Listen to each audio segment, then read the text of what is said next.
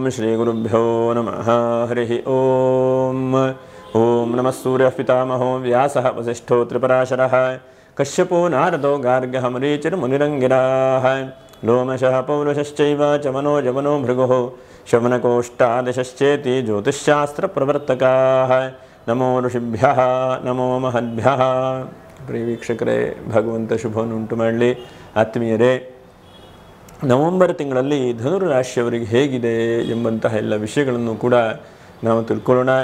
ನೋಡಿ, ತೃತೀಯ ರಾಶಿಯಲ್ಲಿ ರಾಹು, ಚತುರ್ಥ ರಾಶಿಯಲ್ಲಿ ಶನಿ, ಇನ್ನು ಸಪ್ತಮ ರಾಶಿಯಲ್ಲಿರುವಂತಹ ಗುರು ಅಷ್ಟಮ ರಾಶಿಗೆ ಬಂದಿದ್ದಾನೆ. ಹಾಗಾಗಿ ಗುರುವಿನ ಅಷ್ಟಮ ಯೋಗವೂ ಕೂಡ ಆಗ್ತದೆ. ಹಾಗಾಗಿ ಗುರುವಿನ ಅಷ್ಟಮ ಯೋಗಕ್ಕೆ ಕೆಲವೊಂದಷ್ಟು ಪರಿಹಾರಗಳನ್ನು ಕೂಡ ಮಾಡಬೇಕು. ಅದರ ಜೊತೆ ಕೆಲವೊಂದಷ್ಟು ವಿಚಿತ್ರವಾದಂಥ ಘಟನೆಗಳು ಕೂಡ ನಡೆಯಲಿಕ್ಕಿದೆ. ಇನ್ನು ನವಮ ರಾಶಿಯಲ್ಲಿ ಕೇತು, ದಶಮ ರಾಶಿಯಲ್ಲಿ ಆಗಲಿ ಏಕಾದಶ ರಾಶಿಯಲ್ಲಿ ಶುಕ್ರ, 12ನೇ ರಾಶಿಯಲ್ಲಿ ರವಿ ಬುಧ ಕುರ್ಜರು ಕೂಡ 12ನೇ ರಾಶಿಯಲ್ಲಿದ್ದಾರೆ. ಹೀಗೆಲ್ಲ ಗ್ರಹಸ್ಥಿತಿ ಇದೆ. ಮೂಲ ನಕ್ಷತ್ರ 1, 2, 3, 4ನೇ ಪಾದ, ಪೂರ್ವಾಷಾಢ ನಕ್ಷತ್ರ 1, 2, 3, 4ನೇ ಪಾದ, ಉತ್ತರಾಷಾಢ ನಕ್ಷತ್ರ 1ನೇ ಪಾದ. ನೀವು ವಿಡಿಯೋ ಮುಗಿವರಿಗೆ ಕೂಡ ನೀವು ನೋಡ್ತಾ ಇರಿ ನಕ್ಷತ್ರ ಪರಿಹಾರಗಳು ಏನು ಎಂಬುದನ್ನು ಗಮನಿಸೋಣ.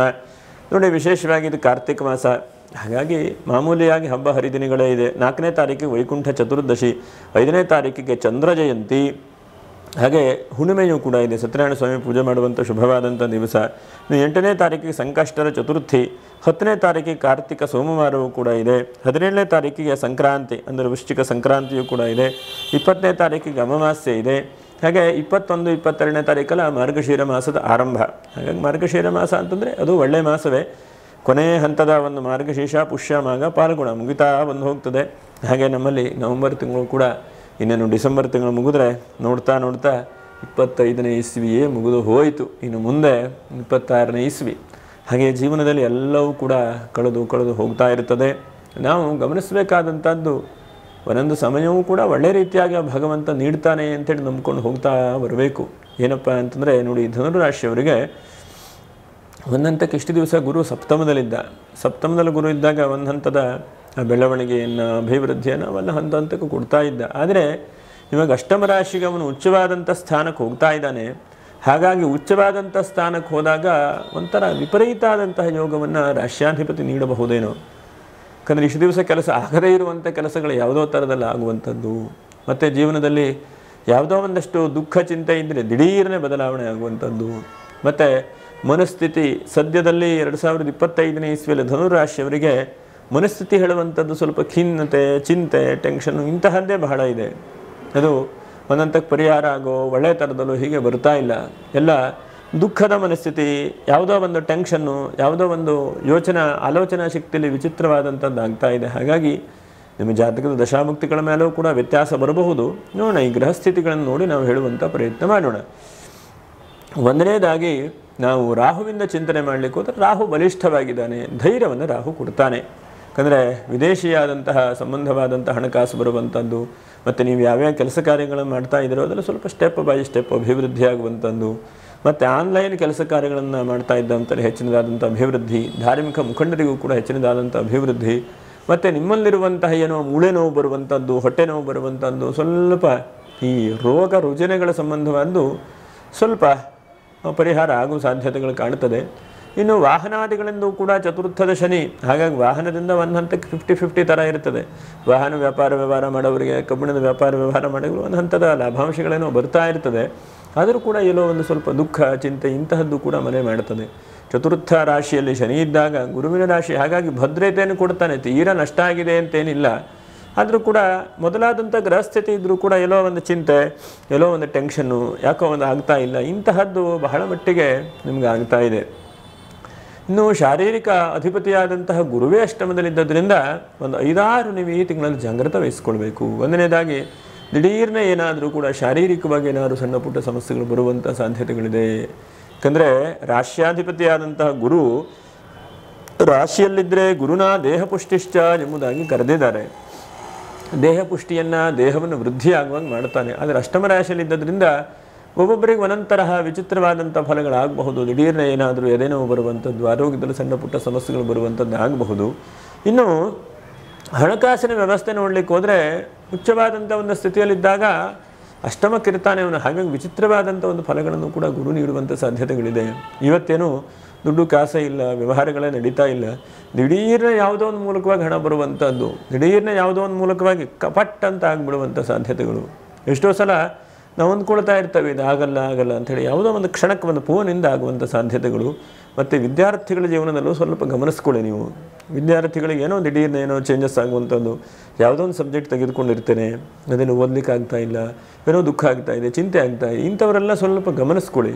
ಯಾಕಂದರೆ ಏನಾಗುತ್ತೆ, ನಾವು ಯಾವತ್ತೇ ಇದ್ದರೂ ಕೂಡ ಎಷ್ಟಾಗುತ್ತೋ ಅಷ್ಟು ಪ್ಲ್ಯಾನ್ ಮಾಡಿ ಸರಿಯಾಗಿ ಯೋಚನೆ ಮಾಡಿಕೊಂಡು ಪ್ರಯತ್ನ ಮಾಡಬೇಕು.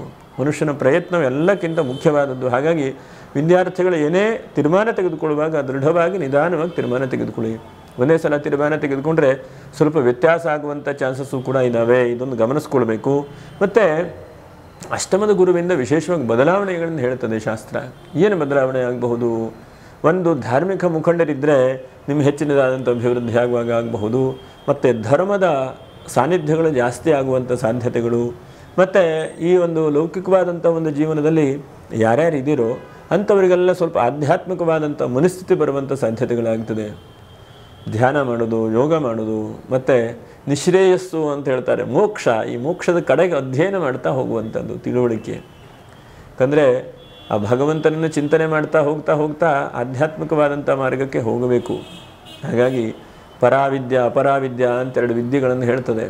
ಹಾಗಾಗಿ ಅಂತಹ ವೇದಾಂತ ಶಾಸ್ತ್ರದ ಅಧ್ಯಯನದ ಕಡೆಗೆ ಜಾಸ್ತಿ ಹೋಗುವಂಥ ಸಾಧ್ಯತೆಗಳು. ಶ್ರವಣ ಮನನ ನಿಧಿಧ್ಯಾಸನಗಳ ಕಡೆಗೆ ಅಷ್ಟಮಕ್ಕೆ ಗುರು ಬಂದಾಗ ಪರಿವರ್ತನೆಯನ್ನು ಕೊಡ್ತಾನೆ ಎಂಬುದಾಗಿ ಹೇಳ್ತದೆ. ನೋಡೋಣ, ಪ್ರಯತ್ನಗಳಿದ್ದರೆ ಮಾಡಿ, ಅದು ಒಳ್ಳೆಯದಾದಂಥದ್ದು. ಆದರೆ ಸಂಸಾರ ಲೌಕಿಕವಾದಂಥ ವಿಷಯದಲ್ಲಿದ್ದಾಗ ನೀವು ಆ ಕಡೆಗೆ ಜಾಸ್ತಿ ಹೋದರೆ ಜೀವನಕ್ಕೆ ಕಷ್ಟ ಆಗದೇ ಇದ್ದಾಗ ನೋಡ್ಕೊಳ್ಬೇಕು. ಮನುಷ್ಯನ ಜವಾಬ್ದಾರಿಗಳು ಎಲ್ಲದಕ್ಕೂ ಬಹಳ ಮುಖ್ಯವಾದಂಥದ್ದು. ಯಾಕಂದರೆ ಇಡೀ ದಿವಸ ನಾನು ಅನುಷ್ಠಾನ ಮಾಡ್ತಾ ಇರ್ತೇನೆ, ಇಡೀ ದಿವಸ ಅದ್ವೈತ ವೇದಾಂತವನ್ನು, ದ್ವೈತ ವೇದಾಂತವನ್ನು, ವಿಶಿಷ್ಟಾದ್ವೈತ ವೇದಾಂತವನ್ನು ಓದ್ತಾ ಇರ್ತೇನೆ ಅಂತಂದರೆ ನಿಮ್ಮಿಂದ ಇನ್ನೊಬ್ಬರಿಗೆ ಸಮಸ್ಯೆಗಳು ಬರದೇ ಇದ್ದಾಗ ಮಾಡಬೇಕು. ಯಾಕಂದರೆ ಮನುಷ್ಯನಿಗೆ ನಮ್ಮಿಂದ ಯಾರ್ಯಾರಿಗೆ ಏನೇನು ಸಿಗಬೇಕೋ ಆಗಬೇಕು ಅದನ್ನೆಲ್ಲ ನಾವು ವ್ಯವಸ್ಥೆ ಮಾಡಿಬಿಟ್ಟು ನಮ್ಮ ಜೀವನದ ದಾರಿಗಳನ್ನು ಹುಡುಕಬೇಕು. ಇದನ್ನು ಬಹಳಷ್ಟು ಗಮನಿಸ್ಕೊಳ್ಬೇಕು. ಯಾಕಂದರೆ ಧನುರಾಶಿಯವರು ನಾವು ನೋಡಿದ ಹಾಗೆ ಬಹಳ ಜನ ಸನ್ಯಾಸಿಗಳಾಗಿದ್ದಾರೆ, ಆಧ್ಯಾತ್ಮಿಕವಾದಂಥ ಪ್ರಪಂಚದಲ್ಲಿದ್ದಾರೆ, ಹಾಗೆ ಜೀವನದಲ್ಲಿ ಬಹಳಷ್ಟು ಸಾಧನೆಯನ್ನು ಮಾಡಿದ್ದಾರೆ, ಧಾರ್ಮಿಕ ಮುಖಂಡರಿದ್ದಾರೆ ಅಲ್ವಾ, ನೋಡಿದ್ದೇನೆ ನಾನು. ಹಾಗಾಗಿ ಇದು ಏನಂತಂದರೆ ನಮ್ಮದಾದಂಥ ಜವಾಬ್ದಾರಿಗಳನ್ನು ನಾವು ಮುಗಿಸುವಂತಹ ಪ್ರಯತ್ನವನ್ನು ಮಾಡಬೇಕು. ಹಾಗೆ ತಕ್ಕ ಮಟ್ಟಿಗೆ ಗುರು ಉಚ್ಚವಾಗಿದ್ದಾನೆ ಬಂದರೆ ಜಾಸ್ತಿ ಹಣವೇ ಬರುತ್ತೆ. ಹಣಕಾಸು ತೊಂದರೆ ಆಗ್ತದೆ ಹೇಳೋದಕ್ಕಿಂತನೂ ಅವನು ಉಚ್ಚವಾಗಿದ್ದಾನೆ. ಹಾಗಾಗಿ ಧರ್ಮದ ರೀತಿಯಲ್ಲಿ ಒಂದಂತಕ್ಕೆ ಹಣಕಾಸೇನೋ ಈ ತಿಂಗಳಲ್ಲಿ ಅಂಥ ದೊಡ್ಡ ಕೈ ಕೊಡುವ ಹಾಗಿಲ್ಲ, ಆದರೂ ಒಂದು ಸ್ವಲ್ಪ ಯೋಚನೆ ಮಾಡಬೇಕು. ಇನ್ನು ಭ್ರಾತೃಗಳಿಂದ, ಅಣ್ಣ ತಮ್ಮ ಅಕ್ಕ ತಂಗಿ ಅಂಥವರಿಂದ ಸ್ವಲ್ಪ ಅನುಕೂಲತೆಗಳಿದೆ. ನಿಮ್ಮ ಕೈಯಲ್ಲಿ ಆಗಲಿಲ್ಲ ಅಥವಾ ನಿಮ್ಮ ಸಮಸ್ಯೆ ಅಂದರೆ ಅವರಾದರೂ ಬಂದು ಏನಾದರೂ ಒಂದು ಮಾಡ್ತಾರೆ, ಅಥವಾ ಅವರಾದರೂ ಏನಾದರೂ ಒಂದು ಒಳ್ಳೆ ರೀತಿಯಾದಂತಹ ಅನುಕೂಲತೆಗಳನ್ನು ಮಾಡ್ತಾರೆ. ಹಾಗಾಗಿ ಏನಷ್ಟು ಗಾಬರಿ ಬೀಳ್ಕೊಳ್ಳುವಂಥದ್ದು ಕೂಡ ಬೇಡ. ಇನ್ನು ಬಹಳ ಮುಖ್ಯವಾಗಿ ನಾವು ಗಮನಿಸುವಂಥದ್ದು ನೋಡಿ, 12ನೇ ರಾಶಿಯಲ್ಲಿ ರವಿ ಕುಜ ಬುಧರಿದ್ದಾರೆ. ಹಾಗೆ ಗೌರ್ಮೆಂಟಿನಲ್ಲಿ ಕೆಲಸ ಕಾರ್ಯ ಮಾಡ್ತಾ ಇರುವಂಥ ವ್ಯಕ್ತಿಗಳು ಸ್ವಲ್ಪ ಜಾಗ್ರತೆ. ಯಾಕಂದರೆ ಗೌರ್ಮೆಂಟಿಂದ ಸ್ವಲ್ಪ ಕಿರಿಕಿರಿ ಬರಬಹುದು, ಅಥವಾ ಮೇಲಧಿಕಾರಿಗಳಿಂದ ಸ್ವಲ್ಪ ಸಮಸ್ಯೆ ಬರಬಹುದು, ಅಥವಾ ಏನೋ ರಾಜಕೀಯ ಒತ್ತಡಗಳಿಂದ ಸ್ವಲ್ಪ ಸಮಸ್ಯೆ ಬರಬಹುದು. ಎಲ್ಲ ಚೆನ್ನಾಗಿದೆಯಪ್ಪ, ನಿಮ್ಮ ಮೇಲಧಿಕಾರಿ ಮೇಲು ವ್ಯಕ್ತಿಯಿಂದ ಸಮಸ್ಯೆ ಚಿಂತೆ ಬಂದ ಕೆಲಸಕ್ಕೆಲ್ಲ ದುಃಖ ಬರುವ ಹಾಗಾಗಬಹುದು. ಹಾಗಾಗಿ ಇದನ್ನು ನಾವು ಬಹಳ ಮುಖ್ಯವಾಗಿ ಗಮನಿಸಬೇಕು. ಇನ್ನು ಕುಜನಿಂದ ಚಿಂತನೆ ಮಾಡಲಿಕ್ಕೆ ಹೋದರೆ ಪರವಾಗಿಲ್ಲ, ತಕ್ಕ ಮಟ್ಟಿಗೆ ಭೂಮಿ ವ್ಯಾಪಾರ ವ್ಯವಹಾರಗಳು ಕೈ ಹಿಡಿತದೆ. ಮತ್ತು ಈ ಸಮಯದಲ್ಲಿ ನಿಮ್ಮ ಯಾವ ಕೆಲಸಗಳು ನಿಮ್ಮ ಕೈಯಲ್ಲಿ ಆಗಿಲ್ವೋ ಅಂತಹ ಕೆಲಸಗಳು ಸ್ವಲ್ಪ ಮುಂದೆ ಹೋಗುವಂಥ ಸಾಧ್ಯತೆಗಳು. ಇದು ಎಷ್ಟೋ ಸಲ ನೋಡ್ತೇವೆ ನಾವು. ಶುಭವಾದಂತಹ ಉದಾಹರಣೆಗೆ ಪಂಚಮಿ ಇರಬಹುದು, ಹಾಗೆ ಸಪ್ತಮಿ ಇರಬಹುದು, ದಶಮಿ ಇರಬಹುದು. ಈ ದಿವಸ ಕೆಲಸ ಆಗದೇ ಇರುವಂಥದ್ದು ಅಷ್ಟಮಿಯಲ್ಲೋ ಅಥವಾ ಅಮಾವಾಸ್ಯೆ ಹುಣ್ಣಿಮೆಯಲ್ಲೋ ಸಂಕ್ರಾಂತಿಯಲ್ಲೋ ಆಗ್ತದೆ. ಇದು ಕಲಿಯುಗದ ಫಲ, ಏನು ಮಾಡ್ತೀರಿ? ಹಾಗಾಗಿ ಇಂಥ ಒಂದು ಪರಿಸ್ಥಿತಿಯಲ್ಲೇ ಏನೋ ಒಂದು ಬದಲಾವಣೆಗಳನ್ನು ಕೂಡ ಆ ಗುರು ನೀಡಬಹುದು. ಹಾಗೆ ನಿಮ್ಮಿಂದ ಜನಕ್ಕೆ ಈ ಸಮಯದಲ್ಲಿ ಸಹಾಯ ಆಗುತ್ತೆ. ಸಹಾಯವನ್ನು ನೀವು ಪಡ್ಕೊಳ್ತೀರಿ, ಜನರಿಗೆ ಸಹಾಯವೂ ಕೂಡ ಆಗುತ್ತೆ. ಅದ್ರ ಜೊತೆಗೆ ಬುಧ ಇರೋದ್ರಿಂದ ಸ್ವಲ್ಪ ಯಾವುದೋ ಒಂದು ಸ್ಟೆಪ್ಪನ್ನು, ಯಾವುದೋ ಒಂದು ಸಣ್ಣ ಕೆಲಸಗಳನ್ನು ಕೂಡ ಈ ತಿಂಗಳಲ್ಲಿ ಶುರು ಮಾಡ್ತೀರಿ. ಕೆಲಸ ಆರಂಭ ಮಾಡಲಿಕ್ಕೇನೂ ತೊಂದರೆ ಇಲ್ಲ. ಯಾಕಂದರೆ ಸಣ್ಣ ಪ್ರಮಾಣದಲ್ಲಿ ಯಾವ ಕೆಲಸವನ್ನು ಆರಂಭ ಮಾಡಿದ್ರೂ ಕೂಡ ನಡ್ಕೊಂಡು ಹೋಗಿಬಿಡ್ತದೆ. ಆದರೆ ದೊಡ್ಡ ಕೆಲಸ ಮಾಡುವಾಗ ನಮ್ಮ ಟೈಮ್ ಹೇಗಿದೆ, ಜಾತಕಗಳು ಹೇಗಿದೆ, ದಶಾಮುಕ್ತಿಗಳು ಹೇಗಿದೆ ಗಮನಿಸ್ಕೊಳ್ಬೇಕು. ಇಲ್ಲ ಅಂತಾದರೆ ಹಾಗೇ ಸ್ವಲ್ಪ ಚಿಂತೆ ಟೆನ್ಷನ್ ಆಗ್ತಾ ಹೋಗ್ತದೆ. ಯಾಕಂದರೆ ನಾವು ಬಹಳ ಮುಖ್ಯವಾಗಿ ಗಮನಿಸಬೇಕಾದ್ದು ನಮ್ಮ ಸಮಯ ಹೇಗಿದೆ ಅಂತ ಗಮನಿಸ್ಕೊಳ್ಬೇಕು. ಆ ಸಮಯ ಸರಿ ಇಲ್ಲ ಅಂತಂದರೆ ಎಲ್ಲ ಚಿಂತೆಗಳು ಜಾಸ್ತಿ ಆಗ್ತಾ ಹೋಗ್ತದೆ. ಇನ್ನು ವಿದ್ಯಾರ್ಥಿಗಳ ಜೀವನದ ಸ್ವಲ್ಪ ಜಾಗ್ರತೆ ನೀವು ಗಮನಿಸಿಕೊಳ್ಬೇಕು. ವಿದ್ಯಾರ್ಥಿಗಳ ಸಣ್ಣ ಪುಟ್ಟ ಚಿಂತೆ ಬರುವಂಥದ್ದು, ಸರಿಯಾಗಿ ವಿದ್ಯಾಭ್ಯಾಸ ಆಗದೇ ಇರುವಂಥದ್ದು, ಏನೋ ಮನಸ್ಸಿಗೆ ಚಿಂತೆ ಟೆನ್ಷನ್ ಆಗುವಂಥ ಸಾಧ್ಯತೆಗಳಿದ್ದಾವೆ. ಇನ್ನು ತಕ್ಕ ಮಟ್ಟಿಗೆ ಭಾಗ್ಯದಲ್ಲಿರುವಂತಹ ಕೇತು ತಂದೆ ತಾಯಿಯವರ ಮಹತ್ತರವಾದಂಥ ಆಶೀರ್ವಾದ ಇದೆ ಈ ತಿಂಗಳಲ್ಲಿ. ಹಿರಿಯರ ಆಶೀರ್ವಾದ ಇದೆ, ಗುರುಗಳ ಆಶೀರ್ವಾದ ಇದೆ. ಹಾಗಾಗಿ ಆಶೀರ್ವಾದ ಹೇಳುವಂಥದ್ದು ಸಿಗುತ್ತೆ. ಆದರೂ ನೀಚ ಸ್ಥಾನಕ್ಕೆ ಗುರುವಿನ ದೃಷ್ಟಿ ಇರೋದ್ರಿಂದ ಅದು ಏನಾಗುತ್ತೆ ಪ್ರಾಕ್ಟಿಕಲ್ ಆಗಿ ನೀವೇ ಚೆಕ್ ಮಾಡಬೇಕು, ಯೋಚನೆ ಮಾಡಿಕೊಳ್ಬೇಕು. ಆದರೆ ಒಂದು ಹಂತಕ್ಕೆ ಈ ತಿಂಗಳಲ್ಲಿ ಸ್ವಲ್ಪ ಜಾಗ್ರತೆ ಕಡೆಗೆ ಹೋಗ್ತಾ ಬರಬೇಕು. ಅಲ್ಲ, ಭಗವಂತನ ಮೇಲೆ ಭಾರ ಹಾಕ್ತಾ ಮುಂದೆ ಹೋಗ್ತಾ ಪ್ರಯಾಣವನ್ನು, ಜೀವನವನ್ನು ನಡೆಸ್ತಾ ಹೋಗಬೇಕು. ಅದರ ಒಂದು ದೃಢವಾದಂಥ ನಿರ್ಧಾರ ತೆಗೆದುಕೊಳ್ಳೋದು ಕಷ್ಟ ಈ ತಿಂಗಳಲ್ಲಿ. ಏನು ತೆಗೆದುಕೊಳ್ತಿರೋ ಗೊತ್ತಿಲ್ಲ. ಹಾಗಾಗಿ ಅದನ್ನು ಅನುಭವದ ಮುಖಾಂತರವಾಗಿ ನೋಡಿ ಒಟ್ಟಿನಲ್ಲಿ ಆ ದೈವಾನುಗ್ರಹ ಬೇರೆ ಒಂದು ಹಂತಕ್ಕೆ ಲಾಭಾಂಶಗಳು ತಕ್ಕ ಮಟ್ಟಿಗೆ ನಡ್ಕೊಂಡು ಹೋಗ್ಬೋದು. ತೀರಾ ಏನೋ ಉಲ್ಟಾ ಹೊಡಿತದೆ ಅಂತಲ್ಲ, ಆದರೆ ಸ್ವಲ್ಪ ಜಾಗ್ರತೆ ವಹಿಸ್ಕೊಳ್ಳುವಂಥದ್ದು ಬಹಳ ಒಳ್ಳೆಯದು. ಇನ್ನು ನಕ್ಷತ್ರ ಪರಿಹಾರಗಳು ಏನು ಎಂಬುದನ್ನು ಕೂಡ ನಾವು ಗಮನಿಸೋಣ. ಮೂಲ ನಕ್ಷತ್ರದವರು ಅರಳಿ ಮರದ ಪ್ರದಕ್ಷಿಣೆ, ಅರಳಿ ಮರ, ರಾಗಿ ಮರ ಅಂತ ಹೇಳ್ತಾರೆ. ಎಷ್ಟು ಸಾಧ್ಯವಾಗುತ್ತೋ ಅರಳಿ ಮರದ ಪ್ರದಕ್ಷಿಣೆ ಮಾಡಿ. ಎಲ್ಲದಕ್ಕೂ ಕೂಡ ಪರಿಹಾರ ಒಂದೇ, ಅರಳಿ ಮರದ ಪ್ರದಕ್ಷಿಣೆ. ಇದು ಬಹಳ ಒಳ್ಳೆ ರೀತಿಯಾದಂಥ ಪ್ರಭಾವವನ್ನು ಕೊಡುತ್ತದೆ. ನಾವು ಕೂಡ ಸಾಮಾನ್ಯವಾಗಿ ಭಾನುವಾರ ಅರಳಿ ಮರದ ಪ್ರದಕ್ಷಿಣೆ ಮಾಡಿಯೇ ಮಾಡ್ತೇವೆ. ಅರಳಿ ಮರದ ಪ್ರದಕ್ಷಿಣೆ ಮಾಡಿದರೆ ನಮ್ಮ ಜೀವನದ ಬಹಳಷ್ಟು ಅಭಿವೃದ್ಧಿ ಕಡೆಗೆ ನಾವು ಹೋಗ್ತೇವೆ. ಇದು ಬಹಳ ಗಮನಿಸಬೇಕು. ಇನ್ನು ಪೂರ್ವಾಷಾಢ ನಕ್ಷತ್ರ, ನೀವು ಗುರು ಸೇವೆಯನ್ನು ನಿರಂತರವಾಗಿ ಮಾಡಿ. ಹಾಗೆ ಸಾಧ್ಯವಾದರೆ ಗುರು ಚರಿತ್ರೆ ಪಾರಾಯಣೆ ಮಾಡುವಂಥದ್ದು, ಗುರು ನಾಮಸ್ಮರಣೆ ಮಾಡುವಂಥದ್ದು, ಗುರುಗಳನ್ನು ಭಕ್ತಿಯಿಂದ ಬೇಡಿಕೊಳ್ಳಿ. ಇನ್ನು ಉತ್ತರಾಷಾಢ ನಕ್ಷತ್ರ, ಎಷ್ಟು ಸಾಧ್ಯ ಆಗುತ್ತೋ ಅಷ್ಟು ರಾಮಾಯಣದ ಯಾವುದಾದ್ರೂ ಒಂದು ಭಾಗ ನೀವು ಓದುವಂಥ ಪ್ರಯತ್ನವನ್ನು ಮಾಡಿ. ಏನಾದರೂ ಆ ಭಗವಂತನ ಅನುಗ್ರಹದಿಂದ ಶುಭವಾಗಲಿ.